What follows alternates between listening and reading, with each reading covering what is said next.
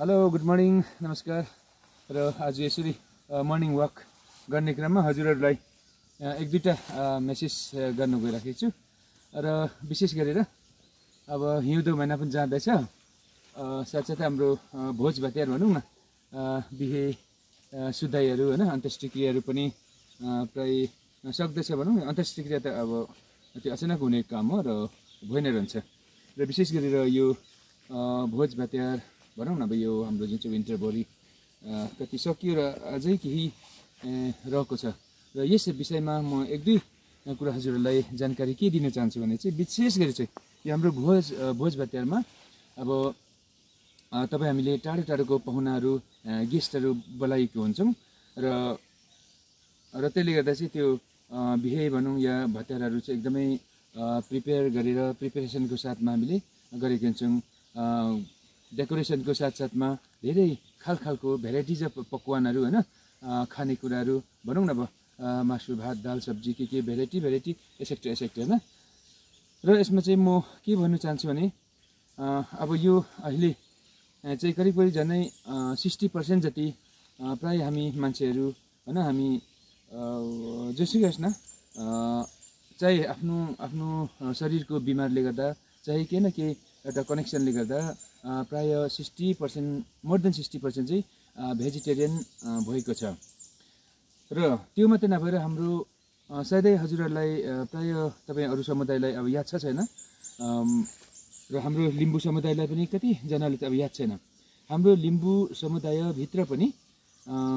धेरै किसिमको हामी यो थर हुन्छ र थर अनुसारै यो जुन चाहिँ हाम्रो मासु मांस खानुमा पनि अलिकति हाम्रो बेग्लै प्रकारको तरिका हुन्छ भन्नु मतलब चाहिँ भेजिटेरियन त भेजिटेरियन भइहाल्यो हैन र हाम्रो लिम्बू समुदायमा पनि सपोज मानिलिउँ माङयुङ भन्ने एउटा थर छ उहाँहरूले चाहिँ एकदम यो भैँसी चाहिँ खानु त परै राखौँ उहाँले टच पनि गर्नु हुँदैन माङयुङ र त्यस्तै प्रकारले यङहाङ या यङयाङ भयो उहाँले चाहिँ एकदमै बाख्राको मासु यानि कि खसीको मासु चाहिँ यानि कि मटन चाहिँ उहाँले खानु नै हुँदैन त्यस्तै प्रकारले हाम्रो लिम्बूमा फेरि अर्को छ हाम्रो खेवा भन्ने खेवाहरूले चाहिँ यो पखेटा भएको जस्तै माछा कुखुराहरू केही पनि सेवन गर्नुहुन्न उहाँले हैन यस्तो खालको धेरै किसिमको हाम्रो लिम्बूहरू पनि छौँ त्यसले गर्दा म भोज भतेरमा चाहिँ के नोटिस गर्छु भन्दा चाहिँ कति अलिकति सभ्य अलिकति दिमाग भएकोले चाहिँ के गर्छ भन्दा चाहिँ फर्स्ट चाहिँ हैन भेज आइटम चाहिँ एकदम सफा सुग्घर राख्ने गर्छ त्यसको बादमा एउटा दुईटा टेबल अलिक अलग्गै चाहिँ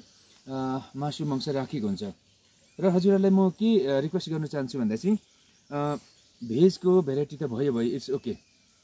तर मासु मांस पकाउँदा पनि हजुरहरूले के गर्नुहोस् भन्दा चाहिँ चाहे केटरिङ लाउनुहोस् चाहे अब गाउँघरको हुन्छ नि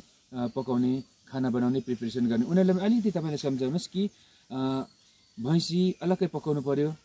सुँगुर अलग्गै पकाउनु पर्यो हैन यानि कि पोर्क अलग्गै बफ अलग्गै लाइक मटन खसीको मासु अलग्गै र फिस अलग्गै या चिकन अलग्गै त्यसो गर्नाले के हुन्छ भन्दा चाहिँ पाहुनापात आएर चाहिँ उनीहरूले चाहिँ निर्धक्क रूपले एकदम मजाले खाएर जान्छ अघि नै भने नि हाम्रो लिम्बू जातमा पनि एकदमै कोही भैँसी नखाने कोही खसी नखाने कुखुरा नखाने मासु नखाने यो छ अब किन कसो छ भने यो म बताउँदिनँ हजुरहरूले यो रिसर्च गर्नु होला खोज्नु होला या तपाईँलाई आफैलाई याद छ र यो त भयो एउटा खानपानको कुरा र अर्को म के चाहिँ नोटिस गर्छु भन्दा चाहिँ अब हामीले एउटा भोज भतेर गरेको दिन चाहे बिहे होस् या तपाईँको सुधाइ यानि कि अन्त्येष्टिक्रिया बर्खी भनौँ न होस् यसमा चाहिँ हामीले अब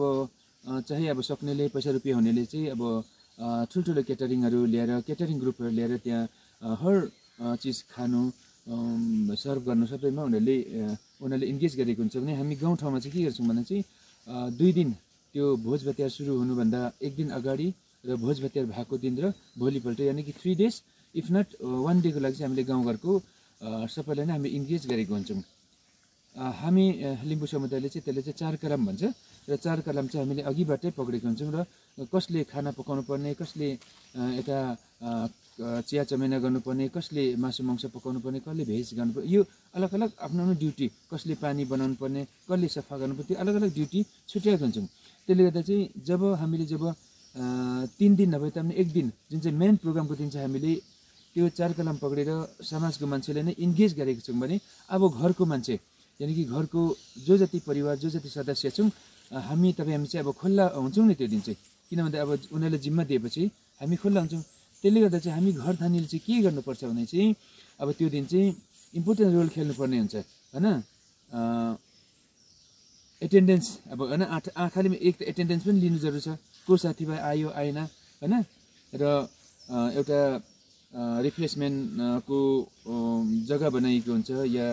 गेस्टहरू बनाएको हुन्छ या त्यहाँदेखि डाइनिङ रुमहरू बनाएको हुन्छ। त्यसले गर्दा चाहिँ त्यहाँ चाहिँ हाम्रो घर परिवार चाहिँ घुमेकै गर्नुपर्छ होइन। त्यहाँ गेस्टहरू को आयो को आएन साथसाथमा चाहिँ हामीले चाहिँ एउटा रोल के खेल्नुपर्छ भन्दा चाहिँ तपाईँहरू आउनुभएछ, चिया पानी पुग्यो कि पुगेन होइन, खाना भयो कि भएन, ए हजुर तपाईँहरू आउनुभएछ, तपाईँहरू होइन तपाईँलाई चिया चलाउने भयो भने यसरी सोधिरहनुपर्छ क्या, घुमिरहनुपर्छ। अनि फेरि हामी घर जाने चाहिँ जानुपर्छ पर स्टोरमा पनि, स्टोरमा के कसो अभावहरू हुँदैछ कि या कुनै चिजको अभाव भने हामीलाई भनिहाल्नु, हामी तुरुन्त ल्याइहाल्छौँ। यानि कि एडिसनल त्यहाँ चिजबिजहरू हामी जोडाउँछौँ भने त्यो पनि भन्नु पऱ्यो। भने फेरि उता जहाँ चाहिँ अब त्यहाँ प्रिपरेसन हुँदैछ खानापानीहरू होइन, त्यहाँ पकाउने ठाउँमा पनि हामीले गएर हिँड्नुपर्छ। अलिक होइन नुनहरू मिलेको होस्, राम्रो मिठो होइन, र पुग्यो पुगेन तपाईँले भन्नु त्यो हामीले चाहिँ एउटा पाठ खेलिरहनुपर्छ घरको धानीले चाहिँ। र कति जग्गा म जान्छु कि के हुन्छ भन्दा चाहिँ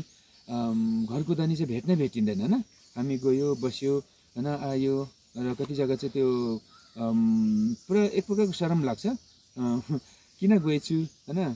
अब किन गएछु अब निम्तो भएको हुन्छ, हामीले बोलाइएको हुन्छ र हामीले एकदम 11th आवरमा नभ्याएको टाइममा पनि हामी समय निकालेर गएको हुन्छौँ। त्यसले गर्दा चाहिँ त्यहाँ घरदानी नै भेटिँदैन, अप्ठ्यारो लाग्छ क्या।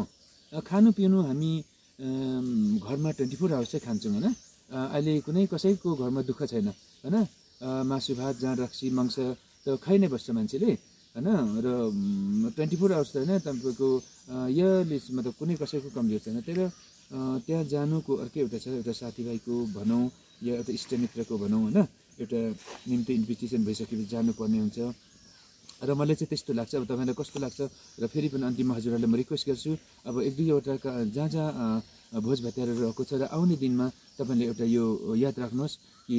हामीले खानेकुरा पकाउँदा पनि अलिकति अलग अलग। हामी भेज हो, म सपोज भेज हो, मलाई केही मासु मांस त्यस्तो भेराइटिज चाहिएन, बस हामीलाई सुक्खा फुकको भात हुन्छ नि, राम्रो खालको चामलको फुकको भात र 1 पिस प्याज र नुन अलिकति र खर्सानी 1 पिस भए बस होइन, इनफ। हामी दाल 10 दुनियाँ त्यो भेराइटिज हामी खोज्दैनौँ। त्यसले गर्दा चाहिँ अलिकति तपाईँ हामी घर धानीले जो जस्तै भोज भात गर्नेवाला छौँ होइन, आउने दिनमा अलिकति होसियार साथ गर्नुपर्छ होइन। धेरै जति मान्छेले आज नखाइजान्छ भोज भातमा, लटरपटर हुन्छ। अघि नै भने मासुमा पनि नन भेजमा पनि लटरपटर हुन्छ, र भेज त भेज भइहाल्यो होइन। र अर्को यो हाम्रो सुधाईमा त नो डाउट होइन, त्यहाँ त टोटल भेज चल्छ। त्यसले गर्दा भन्दा जुन चाहिँ म्यारिज सेरिमनी म्यारिज पार्टीभन्दा राम्रो चाहिँ बरु सुधाई अन्त्येष्टिक्रिया बर्खीतिर मान्छेले टन्न खाएर गएको म देख्छु। त्यसले गर्दा हजुरहरूलाई यो मेरो मेसेज चाहे राम्रो लागोस् चाहे नराम्रो लागोस्, चाहे लिनुहोस् चाहे नलिनुहोस्, यो मेरोबाट एउटा भन्ने, आज मेरो यो मर्निङ वाकको साथसाथमा यो भन्ने मेरो अलिकति दिमागमा खट्केकोले गर्दा हजुरहरूलाई यो कुरा राखेँ। थ्याङ्क यू सो मच, धन्यवाद, नगेन।